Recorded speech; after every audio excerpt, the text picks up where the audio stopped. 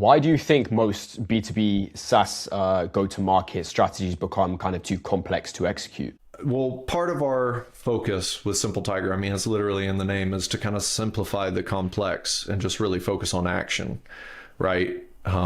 Effectiveness and efficiency, I think, are extremely important.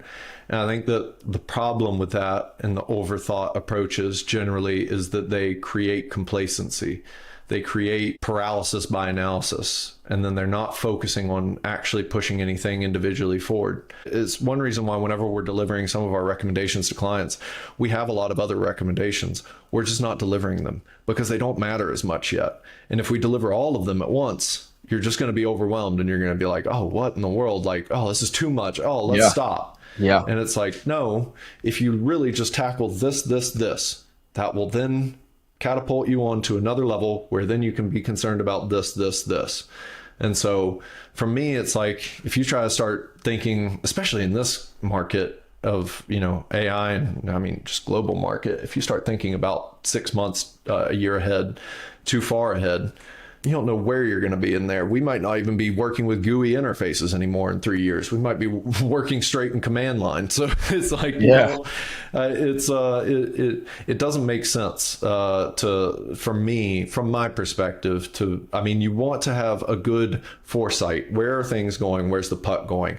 But then you really want to focus on pragmatic action. And for me, that's where the issues crop up. And so if you can find a few high leverage items to get started on and then just tackle them and then move on to the next thing, I think that's the most important thing. And I do think also, you kind of set up the unit economics at the outset of like, hopefully this should give us this ROI, and we want to project that as best we can. And we do ROI projections at Simple Tiger too for our projects.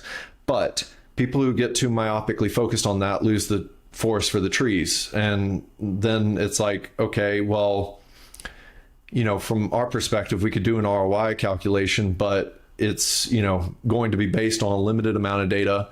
It's not going to be the full data. There's going to be shifts in competition. There's going to be all sorts of different things that we have to duck and weave through. And for the gelato project, for example, we set up these ROI calculations and ultimately we exceeded them.